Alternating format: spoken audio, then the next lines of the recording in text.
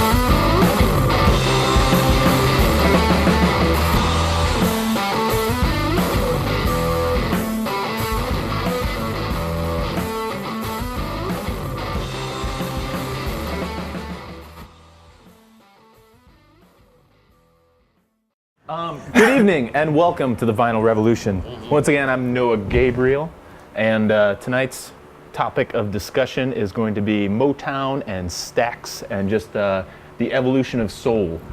So tonight we've got Greg Berner, a returning panelist of Cattle Prod and Greg Berner fame. Yes, that's right. Scott Tipping over here from Magic Box. We've got new panelists, Chad Watson of too many bands to mention, but Yes. Cattle Prod, Noah's Arcade, Kevin Trudeau and Meat Hawk. Debbie does covers, Saint Malarkey, Chanson de Shot. Okay, lots of bands. And Tony Scott, local music play a thing. lover. Yes. But yeah. Except a record player. Like Former member of the Beatles. Yeah. Right. And we're pushing the short ribs thing tonight. Oh, it's short ribs. That's Tony's short Short ribs guy. ribs. So Okay, we're, sure. we're, Why we're not? trying to make that work. Roll with it. And of course, DJ K-Vass spinning the vinyl.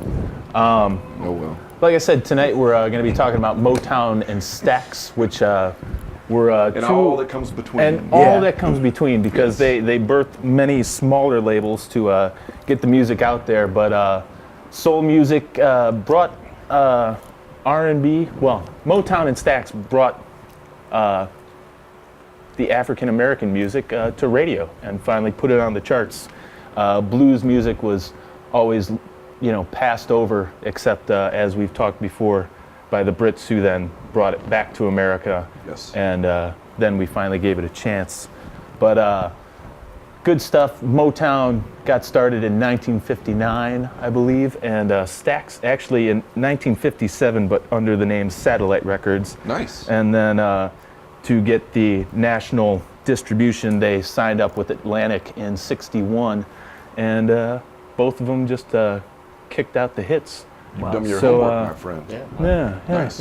we're going to start with Mr. Greg Berner. We were talking before the show about how most of us haven't, we got to the Motown and soul music through other artists that covered it. Right. So how'd you first fall into it? Just soul music in general, or what I thought was soul music and all that. I think the first kind of soul thing I remember was probably, I'm not sure when the Blues Brothers album came out, maybe 78 or 79, 80? 80. So 1980, their song that hit on the radio was Soul Man. And they did a nice job of Soul Man, mainly because they had, Steve Cropper and Duck Dunn, the original guys, the guitar player and the bass player, playing on the tune. And so I think the first kind of soul tune that I heard was something probably like that, through the Blues Brothers, and then hearing him at the end of the song call out Steve Cropper and Duck Dunn, and I was interested enough to find out what does that mean, why is he saying those names, and then digging a little deeper and finding out that those guys, played on all the early soul hits. So I think something like that was probably what I heard. I'd have been, 13 or something like that. And the other thing I remember was, this is the later, definitely the later part of soul, kind of where it got into the disco era, a group called the Floaters, and they had a song called Float On. And a lot of people think it's a terrible song and think it's probably actually was the death of soul music as we know it. I don't know, it was corny and cheesy, but it still had that groove. And to me, as that was probably, I was a 10-year-old, that that kind of groove and all that, it was soul music to Yeah. me, and so it maybe watered down. And once I dug a little deeper, but those are the kind of things that I remember hearing first, that kind of stuff. What about you, Scott? What do you remember hearing first? Well, what I'd like to go back to. Oh yeah. Let's get started with some music because you mentioned a similar introduction, the Blues Brothers, and that wasn't my first, but it was around the first that made me want to go back. And one of the themes I was trying to think of things that I could bring to the table today, and one of the things about soul music is that there are classics, and people have covered them to death, and you almost get sick of them. And then you go back to the original and you realize why they became a classic. Sure. And so this is the original Sam and Dave Soul Man. And I'd like to, can you turn that up? I'd like to throw some props out to Donald Duck Dunn, who passed away within the last year. This is probably one of the best damn bass lines ever written. Yeah. And little side note, Steve Cropper, who's playing guitar on this, he does this little slide figure. The story goes that he didn't have a slide in the studio, so that's a big lighter. And that's why you famously hear Sam Moore yell, "Play it, Steve." Anyway, this is a great groove. For sure. And is this basically Booker T and the MGs backing them up? Yes. I think I was with gonna the say Memphis this is- horns added. yeah, I think. yeah. And So of this course is a Sam and Dave. Stax. Yeah, This Of is course, Stax. definitely Stax. That's Yeah. got to be over 50% of the records that those guys made Yes. back in the days is that back. For sure. Yeah. That's For what's sure. so great because the two record labels both had essentially house bands. Right. The And Funk the sad Brothers. thing is that you never really knew anything about them. I think you probably knew a little bit more about the guys from Stax than you did about the Motown guys. Right. Sure. Until they put out that film a couple years ago, Standing Standing. Shadows of Motown, nobody knew who anybody was. The only reason I know who anybody was is because I'm a bass player and I got into James Jamerson. So Sure. I started digging in deeper and looking at stuff. But even when you pick up the records and you look at it, nobody's listening. Right. Definitely not on those. You Yeah. know, For so- sure. I think an interesting thing to say about some of these, and what we're talking about is Motown was not just a record label, it was a one-stop shop. They molded artists, they had songwriters for artists, they had musicians to work with artists. Stax was similar.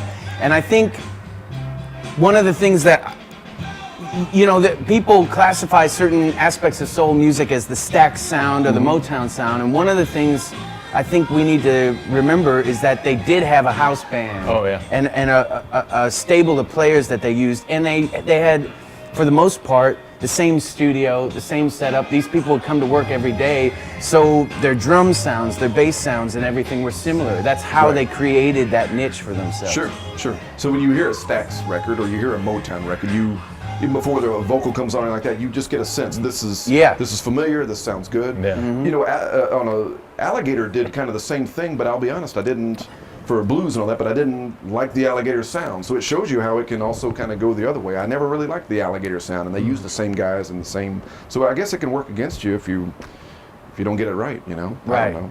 Yeah. Well, I think though I would say though with Alligator is that in the early '70s they had a nice raw sound, and then later they Got a little more kind polished. of polished. But yeah. I think more than one of us brought this one here. Oh yeah. All right. But should throw some of that on there. Sure. You hand this Yeah, to. you pick a track. That's how it works. Pick a track, Yes. man. I'll put this in front. So You're in Tough charge. to pick a track Yeah. on that record, though, you know? Yeah, I kind of want to play side one. all of side one. Just Put it throw on. on track two. But there was a difference certainly between Motown and Stax. Motown, most of those players they were picked up in jazz clubs. Most of those guys were jazz players. First and foremost, and in fact, kind of all through their lives, did these jazz gigs along with that. So certainly, I think their arrangements and the structure of the songs and all that kind of stuff was much more thought out and much more kind of worked out. While the Stax guys were much more raw. Besides Booker T, who I think really knew some stuff, I think Steve Cropper and Duck Dunn just really were more field players and really just kind of Yeah, played the bag. And I there's a agree with difference you. in the sounds for sure. Yeah, I mean, Both great. specifically in the rhythm sections. Yeah. When you listen to the rhythm sections on these records, you can really hear the difference between the style of the player. For sure. Not that anybody's For sure. better than the other. Oh, right. There's just differences. I mean, you listen to the things. That's why this whole opening. I mean, I skipped what's going on. I know that's Right. like sacrilegious, but No, man. No, it's good We've heard fun. it. I mean, this whole opening side of this album, I agree. is just constant. The way Jamerson is moving the bass and weaving around through all these changes. Right. And then the drummers too. I mean, they had more than 3 or 4 different drummers. Just Pete Allen, All those Benny guys. Benjamin. Benny Benjamin, Right. Papacita, right? Papacita. And if you see that documentary where they're talking about the pickups that they do, Yes. as far Right. as That's the- cool. The little intros. Yeah. This is what so and so would do. That's awesome. I think what's interesting about this record to me, because not being able to, I was born after it was released, so I've always known it as a classic. And I remember reading a book on Motown where when Marvin Gaye delivered this record to Berry Gordy, he hated Yeah, it, he wasn't and he happy told with him, do not release this. This Right. is going to be the death of Motown. And that it was Smokey Robinson that was like, you're wrong. Right. This is genius. This cool. needs to be released. I think that's one of the reasons that Berry Gordy's not listed as a producer on the record. Right. Yeah. Co-producer on the record. It's just Marvin. Yeah, well, he had nothing to do with it. Yeah, Yeah. the story goes it was quite a binge in the studio with Marvin to create this record, and Sure. everybody was avoiding him. But what he came out with was Sure. pure genius. It seems Tony like Scott. there was much. This was kind of an exception, but it seemed like at least earlier on with Motown, there was more of an effort to cross over in terms of instead of like Stax, I think was just a pure soul Right. experience. I think Motown was. I mean, they were a hit factory. I mean, they just that was their goal.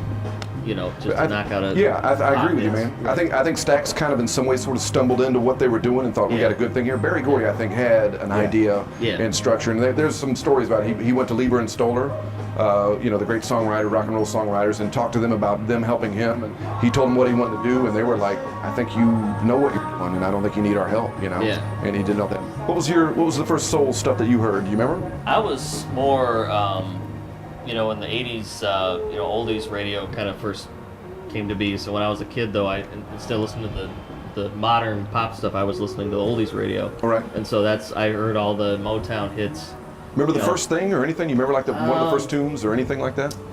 Trying to think of, the Temptations, My Sure. Girl, Four Tops, Gotcha. Bernadette, stuff like that. I mean, that's just stuff that just kind of burns in your memory.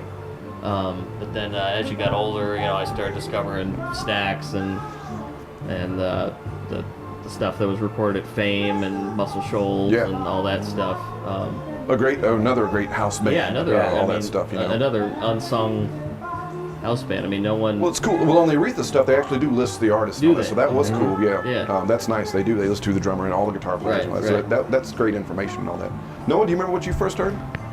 I remember hearing like the Four Tops and stuff like that. I mean, it just radio stuff, whatever kind of came. always radio stuff, and like you were saying, like I remember hearing people cover the songs. I remember hearing like the Beatles and stuff doing covers of these songs. Even K-Vest was just playing before the show started the Iceman Jerry Butler. Yeah. Which the song that he was playing, I knew it, but that's because the Black Keys put it on their brother's album. Gotcha. Which I Didn't know. Yeah. I didn't know. So, I'm still learning stuff Sure, about man. it just by, it's wild. There's so much music that came out. That's great. Speaking of Let's go of there. covers. Let's go cover there. songs, The short Yeah. ribs. Do it, man. Why not Yeah, cover the that's got Fab things Four, on it, right? Yeah, And it's give K-Vaz the record, and I'll put This the is, cover up here. Wilson Pickett Good was call. recording at Fame down in Muscle Shoals, and a young guitarist named Dwayne Allman happened to be there and Never heard of him. joined him on a cover of Hey Jude, and he's credited on there as David Allman, which is Interesting. It does say David Allman. I don't Weird. know what the story is behind that. I but, think just a misprint, probably. Yeah, what track do you want, Tomes? Uh, you want Hey Jude? Or Hey do you want- Jude, Hey Jude, yeah. Yeah, number 2. Well, a lot Side of one. times, I think if they didn't get the label's consent to like people playing on other people's stuff, they would change the name so that they wouldn't slightly, have to, right. Could be. pay out the royalties and stuff like that. Yeah, they do that a lot. Yeah, see, this lists And everybody. sometimes It's it was great. just I mean, a they tell you typo. everybody that's on here, besides the Allman mishap thing. This is Greg, who's the bass player? Is it Joe Osborne or Tommy Cogdill? Let me find it, sir. Jerry Jamet, Oh, and David Gerald Hood. Gerald German, yeah. And David Hood. Yeah, he played with, what's his name? The guy who did Soul Serenade. Yeah, King Curtis. King Curtis, Played with a lot of yeah. people. There's a really great record live at the Fillmore. It's Oh, yeah. the same. Yeah, that's a great. There's live at the Fillmore, King Curtis, and then it's Aretha, and it's the same Oh, night, yeah. and it's the same band that backs her up. Yeah, King Curtis backs her up. You're absolutely right. Yeah. Should also be noted the other bass player on this record, David Hood, is Patterson Hood's father Right. from Drive By Truckers. Really? Yes. Right. Yeah. There you go. This has quite possibly the best outro of any tune ever. The horns, the vocals, and Dwayne Dwayne Allman's kicking it. solo is. There are certain covers that I think surpass the original, and I hate to say it. I know Yeah. I'm being sacrilegious. This is one I No, think I hear you. that qualifies. This guy's voice is just crazy. I mean, he tears into everything whenever he sings. I don't know if he had a painful life or what, or growing up or something. But I believe everything he does. Yeah, he's able to whenever tap he into sings it. a song. Well, and that is the epitome of soul music. It's those guys, Ray Charles, and those guys that make you believe everything they're singing. You know. The first song that I ever heard that got me into it, and because I'm a child of the cable era, and I grew up when HBO was new and had like 5 movies that they would run for the Sure. entire month. Right. And there's a really bad movie with the 2 Coreys in it, or good. Don't want to offend anybody depending on who you are. Dream a Little Dream. I don't know it. Want to talk about? Does anybody know this movie? No. All right. Well, No, we don't, Shane. It's got. And you're off the panel. I've got Dreams to Remember by Otis Redding. Right. Isn't it? Okay. And that was like the first thing that I ever heard, and I was like, I don't know what this is, but I need to hear more of it, and I need to find it. And so, I mean, I remember sitting there Whatever as a it takes, little man. kid, Yeah. watching the credits roll so I could figure out what the song was, and then go find it somewhere. But it's something that we talked about last time. You know, it's hearing something and then willing to dig a little deeper, waiting to right. see those credits and see who it is. And Yeah. there's thousands of people that won't ever do that. They'll hear it and go, yeah, it's cool, but then never dig any deeper, and then you don't find out anything. So I think that's what usually that's where I think a lot of musicians are different, and certainly great musicians are different. You know. I think we can all agree that right here, when this stops and this yeah. vocal kick, this is the definition of soul music. Let's listen.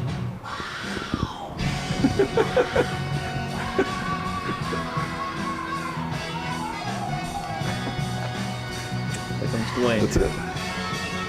Oh man, Great guitar line. you're absolutely right, Scott. You nailed it, man. You nailed it. They nailed it. They nailed it. They felt it. You heard Yeah. it. Yeah, the first time I heard this was on the Dwayne Allman Anthology. Yeah. Yeah.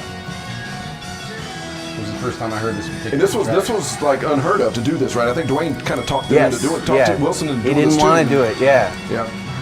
And when the vocals, the background vocals come in, Yeah. this is Dwayne on a Strat. Oh yeah.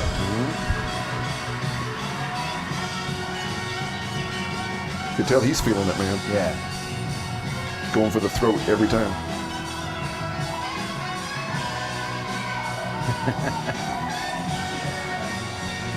I was.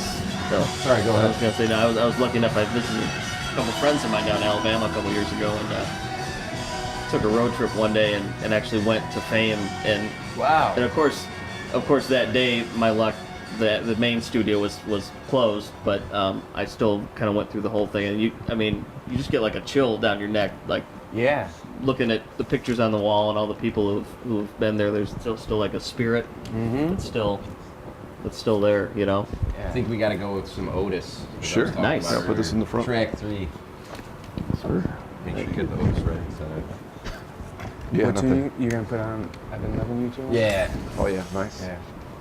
So now we're going back to Stax. We're all over the place, man. Yeah, As- exactly. as we soul have music no is- direction today. That's okay. Well, I blame Dave Nelson. Yes. Yeah. What's- He what's, apparently lost all his records to a lady. to a lady, of course. Yeah. What is it about? What is it about soul music? What's different about that than? I think what I like about it is like you can. The instruments are very distinct. You can hear the bass line, you can hear the drum with that, you can hear the horn lines and all that. Like, you know, rock and roll can get kind of mushy and everything kind of runs together and all that kind of stuff. But with soul, for me, you hear each individual little part, and I like that separation. I like hearing all that stuff, and you know, and I think that's one of the things that's sort of typical of soul music to me. You know. I think what sticks out to me with soul music is, it came from blues, Right. but they Gospel? they between blues and gospel there was like this element of pop that came in. Yeah. So it was no longer songs where you thought, man, that's a great guitar solo. Yeah. Right. It's like the vocal hit you, Sure. the lyric Oh, hit yeah. you. Sure. You know, like there's a more melodic side to it. Right. And it seems to me like the really great soul people had some kind of vocal delivery that's, There's a you know, certain gravitas in the way they deliver it. It's just Well, they use their voice as an instrument. I mean, Yeah, you know, it's definitely. like you said, instead of listening for a guitar solo, you're waiting for them to, like, you know, at the end of Hey Jude, go off and just Sure. start Yeah. belting it out, Right. you know, Yeah. they're going to versus church. just versus just singing a melody Right. and stuff like that. But this is very sparse, you know. Yeah. The bass line, very little guitar, the vocal. I don't know. So there's something about that appeals to me, you know. And not to be the great contradictor, though, Sure. but Motown was incredibly intricate at times. There were Oh, yeah. strings, horns, vocals, Definitely. and yet it never got mushy. Never. I agree. They knew what they were doing. The guitar. They talked to the guitar players. They all had their parts. Okay, you're Right. going to do this. They worked it Right. all out. What's going to sound best, and they worked for the song. You know, they Yeah. really worked for the song. That's the beauty of it. And kind of piggyback on what Scott was talking about. I mean, it's the reason why soul's so great, in my opinion, is that it's just like a blend of all these different. I mean, you've got rock elements in there. You've got even jazz, and Sure. blues, everything. It's just like this beautiful stew that Yeah. you know Right. is just. No, I'm with you. I'm with you. And like any kind of music, I mean, there's some soul music out there that's not that great. You know what I mean? Like just like great. You know, there's not great rock. I mean, you're talking about rock and roll. Are we talking about Black Sabbath? Or are you talking about Chuck Berry? So if you're talking about soul, are you talking about Motown? Are you talking about the Stax stuff? Are you talking about Ray Charles? Are you talking about the Floaters? You know what I mean? Yeah. It runs the gamut like any other form of music. You know? Right. And there's some stuff. I gave Tony this. I told you, the Chicago Soul Anthology, and it had a song on there by this lady, Barbara Acklin, and it was she's singing about being in the kitchen, and she decides she's going to bake herself a man, and it's the groove is there, it's all great, but the song's terrible. I mean, it's just you're listening to one. No, you're not going to bake yourself a man. That's terrible. So it's not all good, you know. I mean, but the groove is still there, and you can still get out and shake a tail feather. But Yeah, but I think that's subjective too, and so come it's. on, bake yourself a man. You're gonna argue with I've me about read that. people who have done similar things. Maybe not bake a man, but like Where do you a think guinea Chad pig. came from? Yeah, What do you think? He What? popped out of an oven. yeah, hamster. I was baked. Right. But you know what I mean. There's some terrible stuff out there too. Well, yeah. Like with Well, everything. I would like them for you to get to your stack of records because you're the only one who hasn't pulled one yet. Yeah. and Well, I'm let's saving the let's best get for it. last, Yeah, you let's know? get a gem. Let's get something going here. I want to talk about Oh, man. James the Brown. That's who I Prodfather want to talk on The about. Godfather. Because he changed a lot. He started off, was doing ballads, and definitely ballads, and he was a big Little Willie John fan, and he was a big Louis Jordan fan, Louis Jordan, and he did these little jump things, and then at some point he found his own way, and found what he wanted to do, and I think Cold Sweat, particularly as far as the groove, that side right there, K-Bass, first song. Particularly the drums on Cold Sweat changed, revolutionized. Drummers were going, what the, and then had to go back to the drawing board. So, but he's been sampled more than anybody else, and he's been copied. And anytime you hear somebody say, take me to the bridge, or give the drummer some, or any of those, And like James Brown, when you play, when you hit a bad note in cattle prod, you get fined. you get fined. You get fined. I'm out about $300.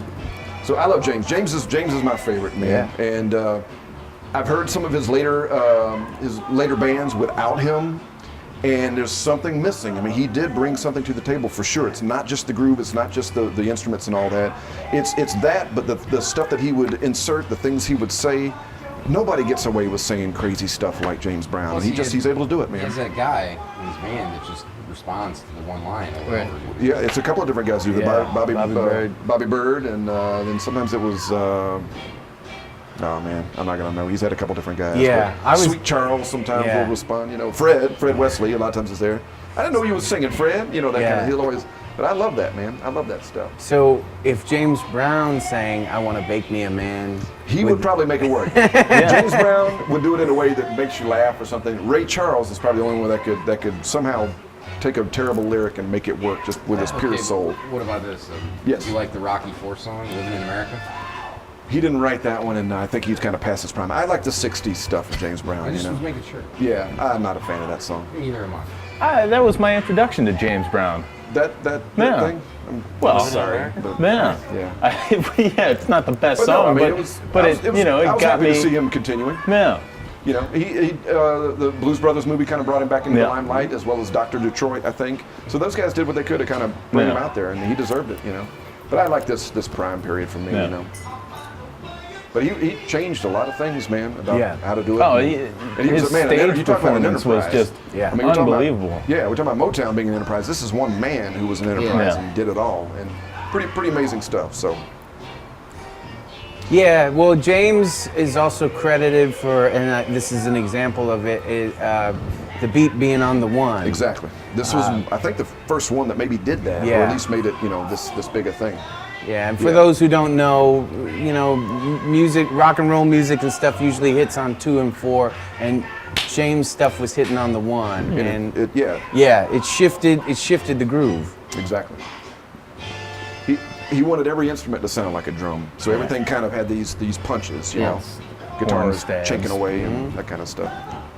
I just love this stuff, man. Calling out Maceo to play, and Now, do you like the JBs? Any of that stuff? I like the JBs. That stuff's good, but usually James is a part of that. It may say the JBs, but he's kind of helped out or said that. What I heard recently that I wasn't as a big fan of was some of the Maceo stuff and some of the later stuff where they're just kind of recycling his stuff, and without James, it's just, I mean, they bring out a girl to sing "I Feel Good." It's not happening. Well, you the know? thing is with all this stuff is the groove is unmistakable and undeniable, and you can just sit there for like an hour and listen Right. to it. And I just don't get bored. That's what's great about I it. agree. It's great. It's a great ensemble thing. Everybody has a part, and they stay on that part. I've got some live stuff where they just don't deter. They're not jamming. They're not trying things out. They just stay, and I love it. But that can only work if it's really, really damn good. I agree. Because I've heard some people stay with their parts who I think, please change, do something, anything. Please, yeah. It's not a slight on Cattle Prod, is it?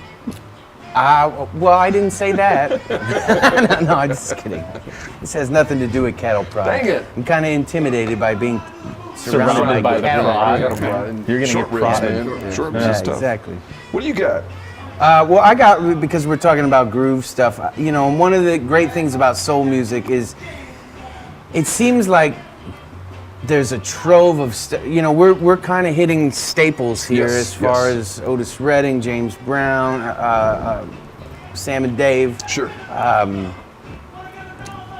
Marvin Gaye. But there's some stuff that kind of goes under the radar that happens to be my favorite stuff. And I picked this up recently. This is a Chicago guy. I first heard of Syl Johnson through his brother Jimmy Johnson, who's a blues player in town. And these are some old singles of his. And this is like a song that was not popular. Maybe it was locally, I don't know. But man, does it have a groove to it.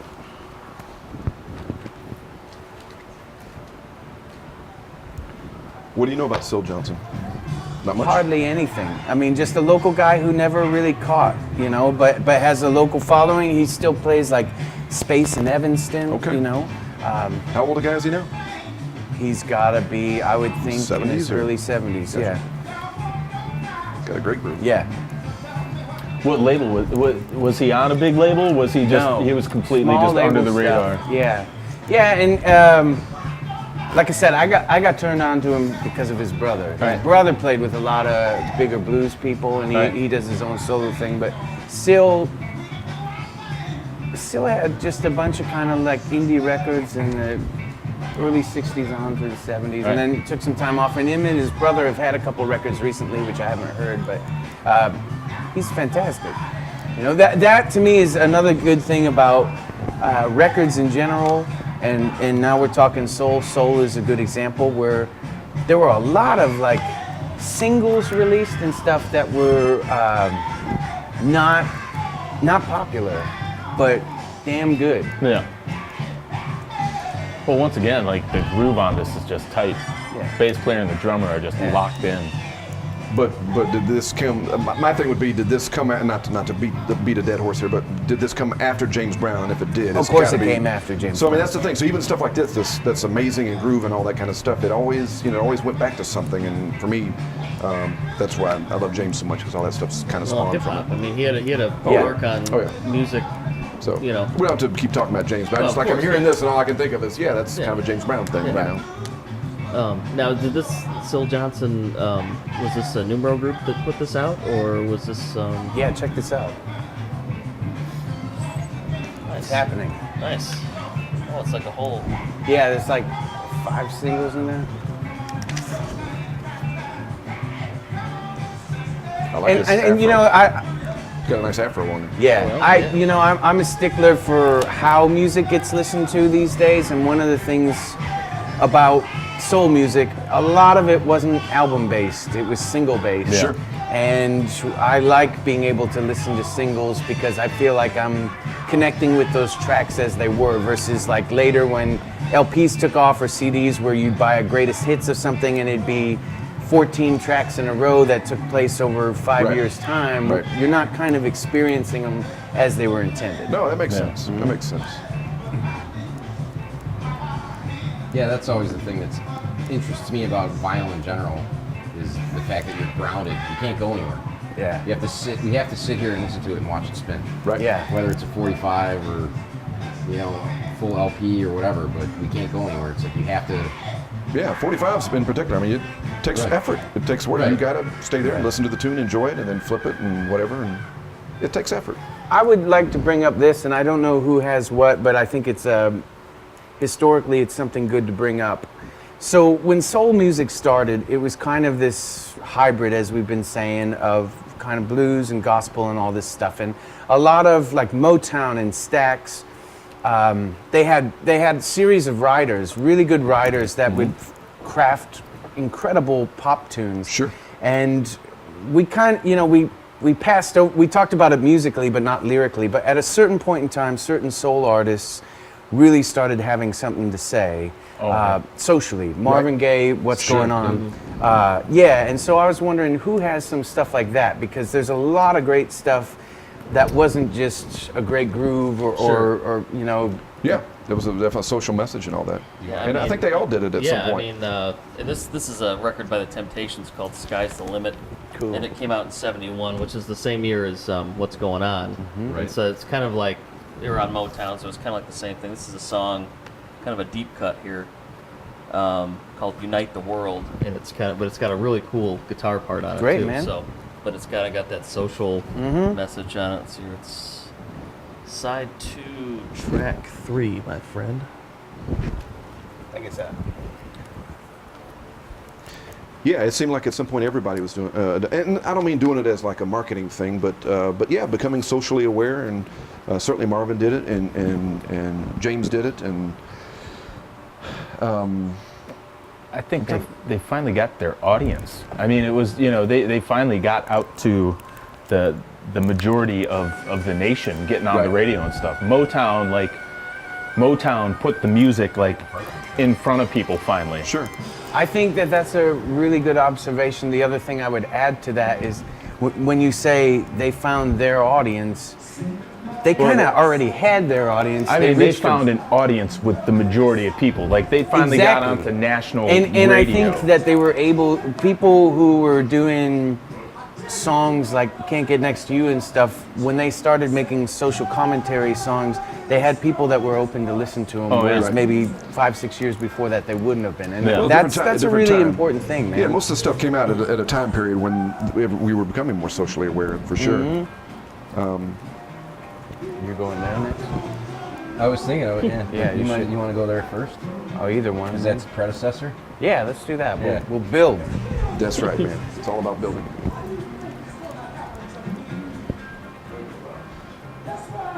I love this, man. If it's got a great groove And then and, even, all I mean, that, then not- plus the message, I'm all for it, man. Not even necessarily Motown, but it's kind of bridging the gap sort of between soul and rock. But what about Sly and the Family Stone? Oh, Yeah. Yeah, I almost brought some. Yeah. I almost brought some. Yeah, for sure. I mean, that's great stuff, As far as songs with a message, Right. for sure. they've got And lots of them. and great singers and great players. I mean, They were yeah. another band that just it crossed over from rock to. I mean, Right, well, they were. sure. I mean, along with James Brown, they were like the predecessors of funk. Really, I mean, they were the. That's the other thing too. You have all these players that within these kind of circles that influenced rock artists, and then you have artists like when you look at a guy like Jimi Hendrix. Right. And I mean, we got some Curtis Mayfield stuff coming up next anyway. But I would. Nobody can tell me that Jimi Hendrix is not influenced by Curtis Mayfield's guitar Right. playing. Right, for sure. Especially on the ballad type stuff that Hendrix. Oh, did. of course it was. And Yeah. then you look at Hendrix and he had, Buddy Miles in his band. And Buddy Miles was in the Electric Flag with Mike Bloomfield. Right. Buddy Miles was, and you Yeah, got there's a lot people of like cross-pollination Baby Huey, going and on. then there's bands like War where there's all these mutations of rock Yeah. and soul and funk and Well, sure. I think the the Stax and the Motown stuff and that stuff becoming as giant as it was on radio and all those singles being out there. I think what did they say that the Beach Boys, Beatles, Rolling Stones, and Elvis had Motown had more #1 singles than them. Motown I think so. between 1961 and 1971 had 110 top 10 hits for Motown in a 10-year span. It's amazing. Just like unbelievable. Which is probably why they, called it Hitsville. you know? Right. This is a great track, and this is a track I've never heard before. Yeah, this is cool. Yeah. Now, this is what era is this? This is after David Ruffin? This is yes. I think because David Ruffin left 70. I think. Yeah, what's this guy's name? I'm forgetting. Does anybody remember? The other David Ruffin and Eddie Well, Eddie Kendricks, Yeah. I but think this is Eddie Kendricks' last record that he was on.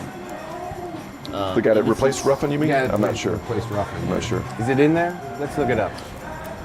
See if it's in there. It's a Motown, so who knows what it even says. Rangers.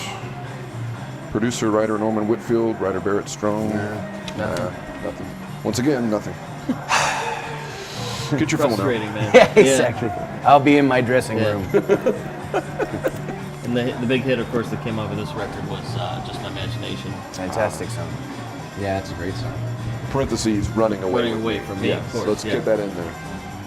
Yeah, I didn't bother Yeah, trying to pronounce isn't the that Swahili. the last hit that Eddie Kendricks sang with I think so. Yeah, before he went off solo? right.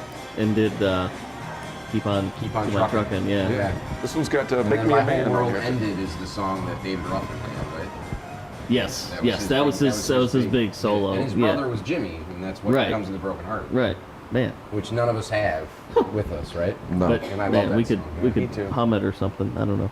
So I'm moving to the impressions because we were just saying Yes. that Curtis Mayfield's coming up next, and I think this is when we talk about social commentary songs, Curtis Mayfield broke a lot of ground, and this one for me does it. I don't think anything at that time period was kind of as heavy and honest as this, and I could listen to this track all day long, and if I have my way, we're gonna lock that door and just listen to it on repeat for the rest of the evening. I'm still, yes, sir. I'm excited now to know what the track is. I didn't look. Oh, really? Yeah. This isn't Make Me a Man, is it?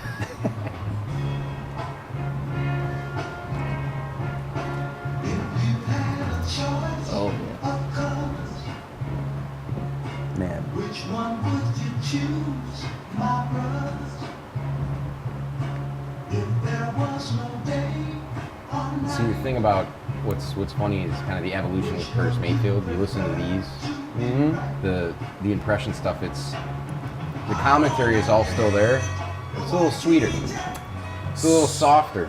Melodically, yes, but I would say lyrically on this track, no, it's pretty blunt, But you're right. I it's just got- mean the attitude. Yes, totally agree.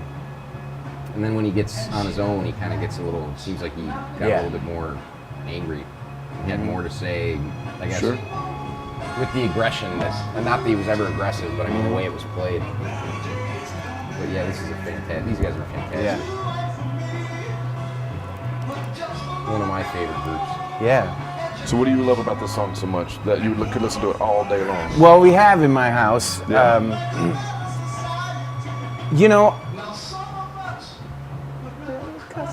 and make a fuss. I think it's the right marriage of like this pretty soul tune that's, I guess that's the other thing I would say about social commentary music is that sometimes people were scratching the surface, and there's some pretty heavy things in this. How long have you hated your white teacher who told you you love your black preacher? I don't think people were being quite that direct about Gotcha, it. gotcha. And they were doing it while singing beautifully. Right. There's beautiful strings there, and people must prove to the people that a better day is coming. You know, Curtis also had an uplifting thing about his message. Sure. He could be direct, and you're right, later he could be a little angry, but there was a sense give you of hope. positivity Yeah. throughout everything that he did. Well, I mean, look at how he went on after the accident that he had. Right. Sure. Yeah, why don't you explain that so people know what you're talking about? I don't specifically know if I believe he was playing an outdoor concert somewhere and a piece of scaffolding from the stage fell on him and it broke his neck. Yes. If I Jesus. remember correctly, You're right? correct.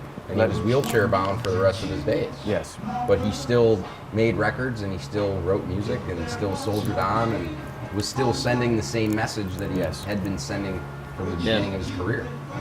So I read an interview once with Eric Clapton where he said that when he heard Curtis Mayfield's first record after his injury, he cried forever because he felt so shallow that he was wallowing in his own problems, and yet Curtis Mayfield, who was paralyzed after this accident, wrote this incredibly positive album and this Right. uplifting album, and it made him feel small that he Sure. had so much, you know. do you remember the name of that record? I don't. Is it New World? Yes, good call. I think you're right. Why don't you hit us with some live, Curtis? Yeah, this is from the Bottom Lounge, I think. Is that what it's called? This is a live record. And this, I think the band on this record is killer Yeah. as far as the players that are on it. But why don't we go with side B? It'll be good. First track. We Will talked it, about Chad? the girls. The whole album's good. So I was actually going to look and be like, what do I want to play? And I was just like, nah, just whatever I Just- grabbed out of here. Put it on. Nice. That's a great one, man.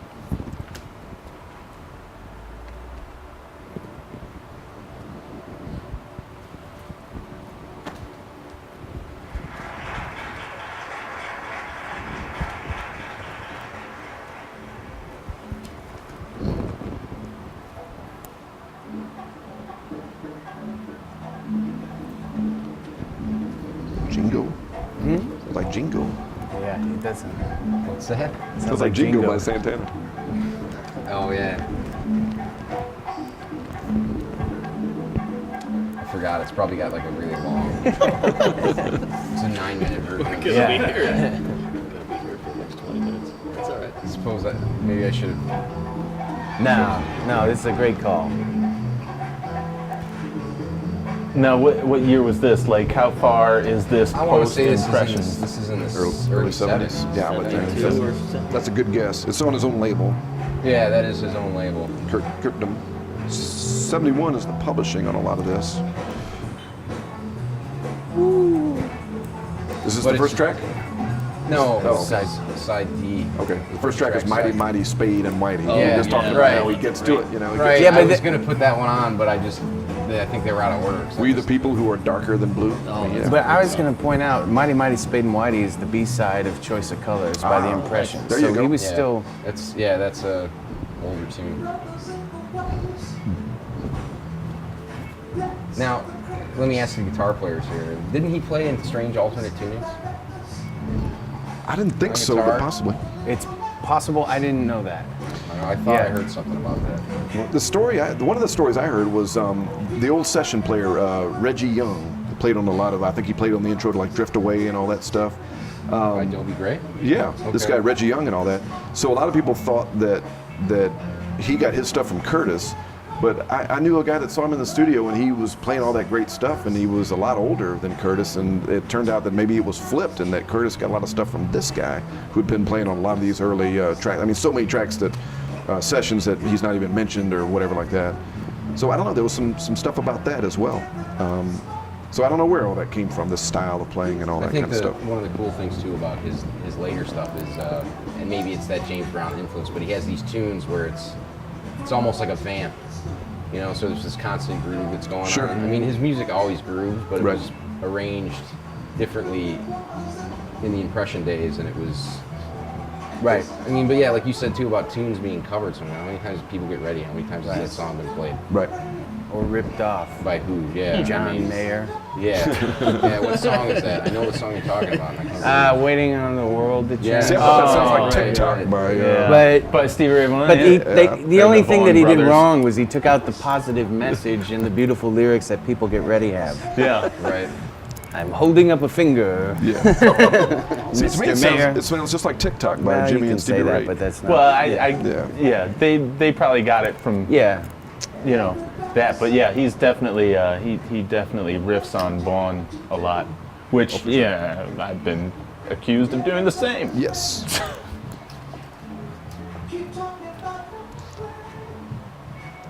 Curtis. I love his voice too. It's kind Oh, of man. sweet and Completely unique. yeah. I think that's the overall thing about Curtis Mayfield. We mentioned his guitar playing earlier, and this is not him playing guitar here. This is his other guitar player. No, he's playing on top there. But Curtis, a lot of soul players would really kind of dig in, and I don't want to use the word aggressive, but they were a little more authoritative. And Curtis used his thumb, and was really kind of legato, and he would use different chord voicings that I had never heard anybody use. And certainly, you're right, later in time, Hendrix adapted a lot of that stuff because he would find just little melodic voicings and stuff. And he was kind of, in that regard, I think he was different. Like James Brown's players had like really static parts, and they had like, they were kind of militant. They were real Sure. present. And Sure. his stuff is kind of a little floatier. And I Yeah. think his voice was very similar. Like here he is playing with this kind of harder edge rhythm section, but he's singing really pretty on top of it. That's completely unique, and I agree. don't I I don't agree. know anybody else that was doing anything like that or has done anything like that. Yeah. Very recognizable sound. Yeah, I agree with you. I don't think anybody else sounds like that. And you did pick a 9-minute version of it. No, it's great. I just don't know what else to say about Curtis. On to Aretha. On tour, we haven't talked about any of the women in soul, have we? I don't think we No, have. actually we haven't. So why don't we? I know Aretha. We hitting all the heavyweights, and I get that, but she can't be ignored, you know. Right. So, No, Chad, can you pass that over to Yes. just track one, man? Talk about another great Track one. bass line and rhythm section and all that. Yeah, how about it? Aretha on piano too. This has Chad's buddy Spooner Oldham on. There you go. Yeah. So that might be a segue into your James Carr, man. Oh, you want to swap out the I'd love to. cover? This was also featured in the Blues Brothers movie, so hate to keep referencing that, but they did some good stuff.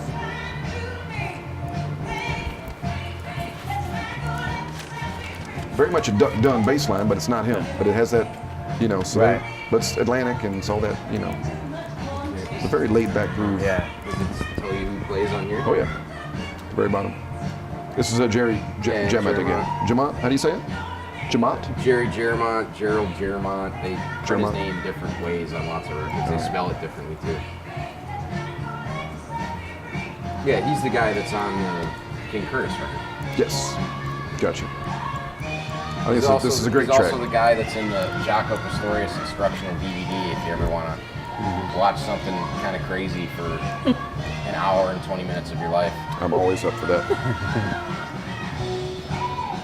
Nice key change. Lovely, man. Oh, Okay, Baz. That's probably your foot. Oh, yeah, it probably is. Sorry. See, it's soul music. Did you clean it, K-Baz, before you put it on? It's warped.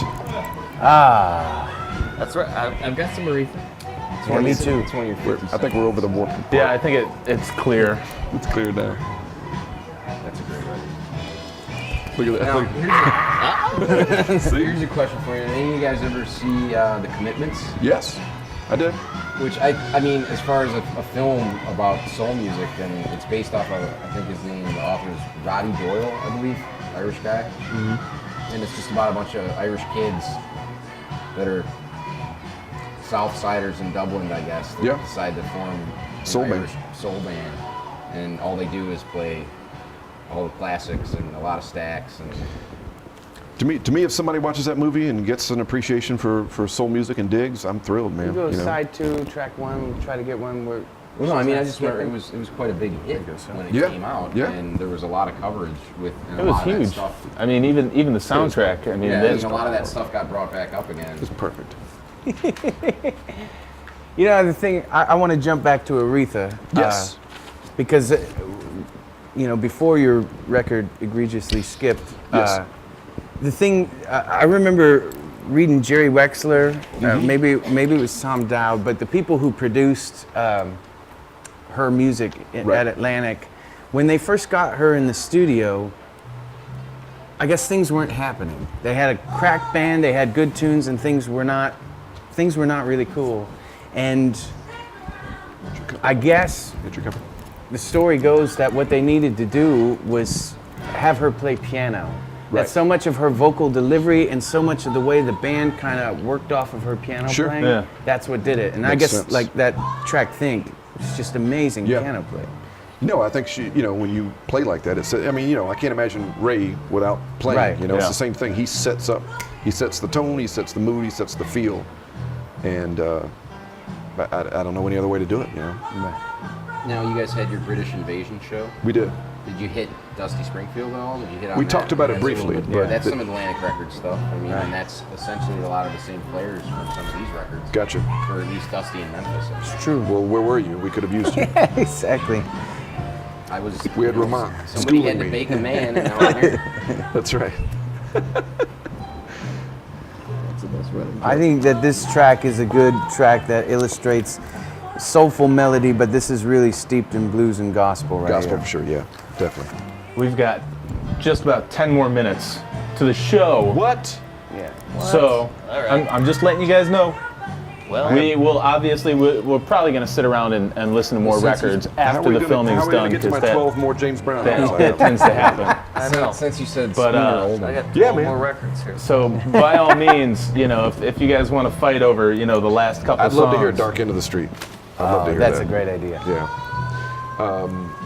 Chad gave me a Dan Penn solo CD or something with it. Spooner Oldham. Oh yeah, those two guys. And he said, there's no other better version than James Carr's version of Dark End of the Street. Yeah, that's you know? how he introduces the song. Yeah, he just Dan says- Penn is the writer. Right. He said, is there any better version than James Carr? And then Greg Cool. Allman's done it, and a lot of people have done it. So I'd love to hear that, Chad. Me too. Straight through. I'm sure Tones wouldn't mind. Short ribs, you all right with that? I'm a big fan. And why don't you find the closing track? All right. Boom. Really? Make it, but it's a lot of pressure. All right. Well, Of course, a reissue. That's all right. Nice. That's I bass love tone, this song, man. and I do my best to try to sing it when we play it. You do It's great, very man. fun. It's a great tune. Do you know much about this album? but Can you it's tell us a so- little bit about James Carr? James Carr was kind of sort of off the radar. I mean, as far as concerned, he wasn't really a hit machine, and he wasn't very popular necessarily. I mean, this was a big hit, and you know, it's very hard to find any of his records. He's kind of gained some momentum again, and like a lot of this stuff, you know, companies are re-releasing these albums and these things. And, Right. It's great. But yeah, he did several songs that Dan Penn wrote. There's so many guys like that. We're talking about the heavyweights, but there's so many people. I think James Carr's one. Tyrone Davis. You know, Yeah. Can I Change My Mind? That's a great song and that's- great groove and everything. And A Woman Was Made to Be Loved. You talk about a guy dying during the vocal in this song. A Woman Was Made to Be Loved is just like, God, he's amazing on that song. It's But a he's shame it wasn't A Woman Is Made to Be Baked. Made to Be Baked. That would be good. That was his third hit. You gonna let that one go? No, It's so funny to me. Great Bake Man Burner. That's right. That could be my new thing. But there's so many of those guys, man. They're just Yeah. my friend Chris Evans is here, and Chris just the other day is like, you ever heard of Betty Swan? And I'm like, no. And he's like, listen to this. And he puts on this Betty Swan, never heard of her, did a bunch of albums in the late 60s. Great stuff, amazing stuff. And he's just like, I've never heard of her. She had very little, you know, recognition or airplay, and yet she's got 3 or 4 albums and killer singer, you know? It's just like, there's so much of that going on out there, you know? Well, I think that that's the important thing that has been a theme with every one of these shows is that if you take an interest to a genre of music, it behooves you to explore it dig, because yes. a lot of the stuff that got swept under the rug is like this is fantastic, Some of the and I badass. can tell you I haven't heard this version of this. You know, I've heard it by a half dozen other people, and you know, it's important to Sure. it's important to seek this stuff out. And I agree. I heard this. I found a CD like at a Walmart that said it was called the Soul Patrol, and it was picture was like a Southern sheriff arresting a couple of black guys. That was the cover of the CD, and it was called Soul Patrol. And every song was just killer, and this was one of the tunes. So stupid cover, but Right. great tracks, man. Speaking of stupid covers. You're gonna end it with Swamp Dog, right. huh? You gonna go there? Yeah, and you were talking about people who, you know, Going kind of really were obscure. off the radar. There's nothing in there anyway. It's a guy who made a couple records in the early 70s and then just didn't do much after that. And there's a record label that reissued his records. It's Great back guy's cover named there. Swamp Dog, right? Yeah. Very, And, very white That's wannabe. great. I guess without Great further front cover, ado, too. this is called Total Destruction to Your Mind. Oh, yeah. It's side one, track Sounds one. awesome. All right. Yeah, it does. Yeah, it's kind of psychedelic soul, right? If I remember correctly, right? Crank it up to 10, please. Yes. Yeah.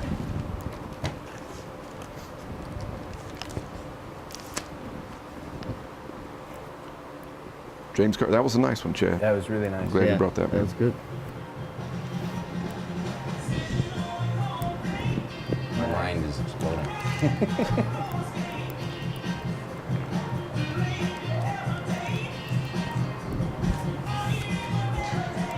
So to wrap up, soul is great music. Yeah. Yeah. I like it. I think that we made a nice point of soul music is good music. And the old joke is, if you have to ask what soul is, you'll never know. Yeah. You got to ask, you'll never know. But yeah, Scott's right. I mean, it's like you said. There's so many things that if you just get a taste of something and you enjoy it musically that's out there in this genre and any genre that we're Right. talking about, that there's so much stuff that you can find. Yeah. Well, You just spend days and You have to. months just- It takes effort. You have to do some work.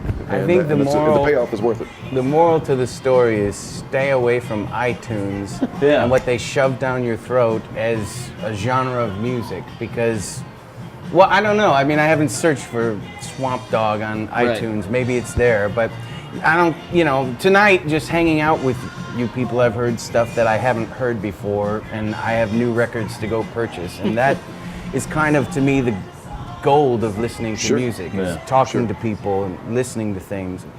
We're gonna stick around and hear a few more things until we get kicked out of the joint. That's right. That's right. Well, and you were saying, like, you know, just to further your point, not everything that was put out on vinyl made it over to CD. That's true. So, I mean, once again, you know, it's just another reason to purchase vinyl, and It's like this. I'm- Where did you get this? you know, big proponent of it. Yes. It's a vinyl revolution, man. It's a vinyl revolution. Stuff's $20. Yeah. Yeah, it's cool. Yeah, it's really cool. You should listen to this. Well, on that note, as this song plays out, I want to thank all the panelists here. Greg, Bake Me a Man Burner. Yes. I wanted Scott that. Tipping. Our new additions, Chad Watson and Tony Scott. Never again. Of course, DJ K-Vass back there, making sure the records don't skip Thank you, unless, K-Vass. of course, Great they job, are man. warped. I'm just gonna And thank you, BATV, for coming out and doing this. Thank you, Steve and Dee. You can hear it. And also Kiss the Sky Records. If you like records, shop here. It's a good place with good things. And if they don't have it, they'll order it for Give me you. your record. Oh, yeah, that's right. I'm Noah Gabriel. That's right. Peace. Yeah, but